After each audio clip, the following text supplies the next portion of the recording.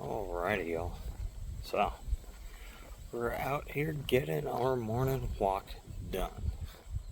Bit humid, but it's a little breezy. It's cloudy.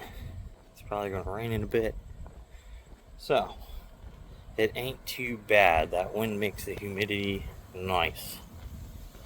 So, it's probably like 85, 86% humidity. But it's only like 75, 76 today. With a nice like 5-10 mile per hour breeze. So, it's perfect.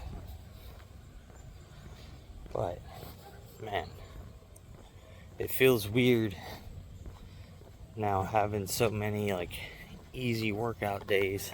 I'm definitely itching to start lifting heavy, or at least at a maximum effort per se. But I know this is good. That means my body's getting ready. It's getting recovered. And it's just about time to go at it. So today, we've got our Deload Back. Then we've got deloaded arms tomorrow. And then our deload week is done. Oh, period. I say week, but since I work out 7 days a week, kind of rotates. So, we gonna go ahead and get that knocked out here in a little bit. Well, a lot of bit later from now, but we definitely ready to start lifting heavy. I am looking forward to chest day. I'm sure the next 5 days of going back into heavy lifting, our numbers will be down a bit, but that's pretty normal after a little deload period. So, but we'll see. Maybe the body's just ready for it. We could work right back up to where we were, but we shall see. So yesterday, I had a cheat meal last night. So I went 3 days. Well, I guess 2 3/4 days of just chicken, rice, and last night for my beef meal that I try to do every 3 to 4 days, I had Mexican place down the street from my house. So I had a asada burrito, wet. They have this delicious red sauce that they do. It's a little bit smoky, so it's delicious. But we had that last night, so we feel a little heavy this morning, because instead of a like 600 calorie dinner, I had that. I had some chips. So I probably ate about 1,100, maybe 12-ish would be my guess. So, but that is okay. A little bit of a refeed always feels good. Yesterday when I woke up, weighed in, I was down to 205.5. So I was down a half a pound from the morning of when I started my rest day. So that means basically I was able to lose, because I was 206 the morning of my rest day. My rest day, I ate out 3 times, had about 9,000 calories throughout the day. So massive cheat day. Went up to 210 the next morning. And the morning after that, I was 208. And then yesterday morning, I was 205.5. So basically, it was probably just all water weight and glucose, glycogen buildup in the muscles, because they got to refeed a little bit, and then they were depleted again. So with that, I don't know what I weighed this morning. I'm not going to worry about weighing myself today. I'll weigh in tomorrow. But back at the house, done with the first 2.5 miles for the day. So I'll see you guys in the gym later for back. Deadlifts, but since we're going through deloads, we're going ahead and doing them on the Smith bar, just because it makes it easier to load and unload since it's already picked up off the ground. You don't have to struggle with it, and also because it's slightly higher, you don't have that full tension and stretch from being as deep in the hole. So, already went ahead and warmed over 95, 135, 185. Got 225 on here now. It's a little more than 50% because we've been working up to 405. So since 405 would be our max, half of that would be 202.5. But can't really make that number. And since I have to use the 10s to make the bar 45 pounds because it's a 5-pound bar, can't really make that math work with the number of plates I have. So, other than that, we're going to go ahead and hit a couple sets here of 225, 5 to 8 reps, nothing crazy, and then we'll get going. On to the next movement once we're done with these.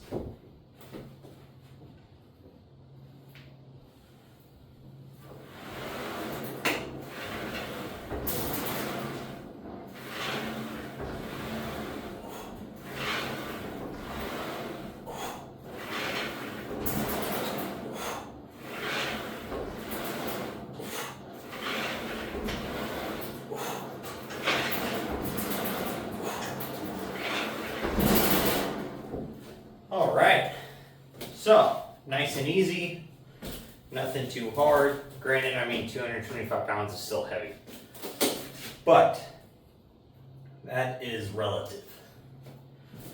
So, with those done, next we're going to go ahead and move on to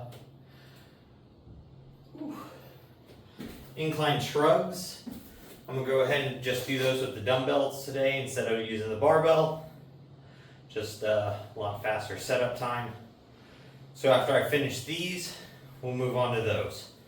Our incline barbell shrugs have been at 135 pounds, so we'll just call it 140. Half of 140 would be 70, so that's what you're holding per hand. Then since we have to deload, half of that would be 35. So I've got my 35-pound dumbbells. Just like normal, we'll come up into the bench, and we're just going to shrug this.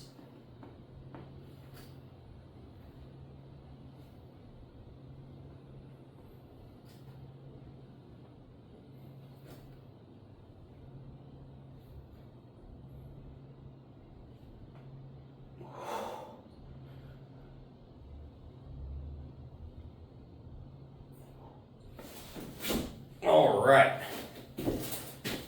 so we'll go ahead and knock out 2 more sets of those, right? Gotta look here, 5 more sets of those. So once I do 4 more sets, make 5 total, I'll go ahead and bring you guys along for the next one. We're on to incline cable row. We've been doing these at 70 pounds. I've got 30 on there because there's no 5-pound splits on my stack. So, let's go ahead and get these guys knocked out. We got to do these for 5 sets of 8.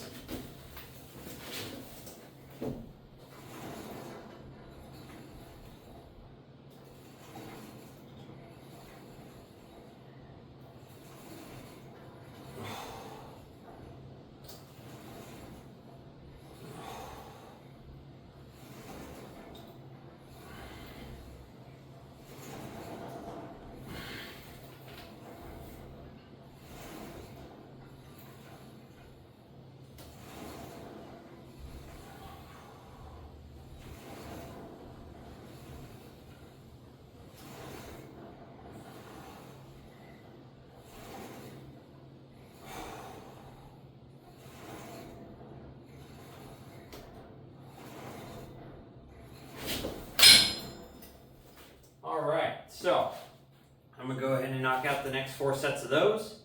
Then we'll go ahead and move on. We're on to seated rows. We've been doing these at 160, so now I've just got 80 pounds on there for 5 sets of 12.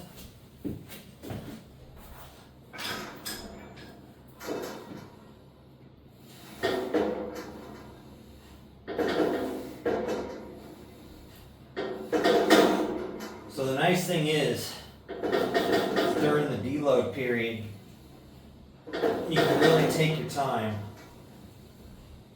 and get that stretch.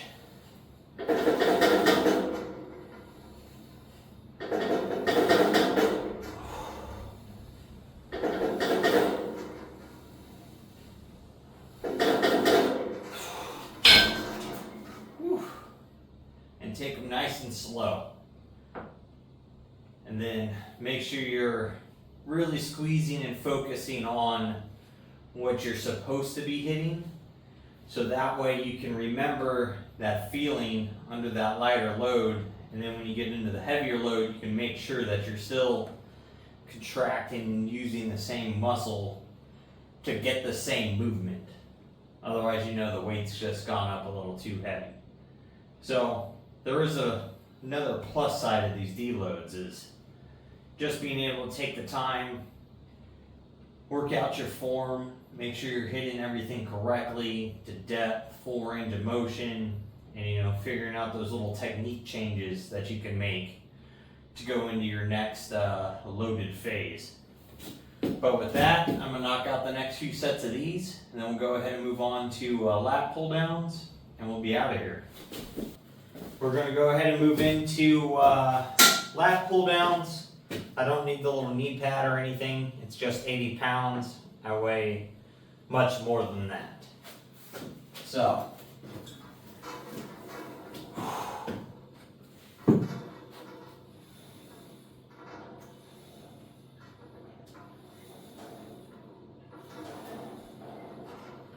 one thing I watch a lot of people do, these lat pull downs, because they don't know, is since you're just contracting your lat for this movement, the bar is going to stop once your elbows and arms are down into your sides. But a lot of people, for some reason, will take this thing, bring it down here, and then try press down this thing like this, which isn't doing anything. You want to be from here to here, and that's it.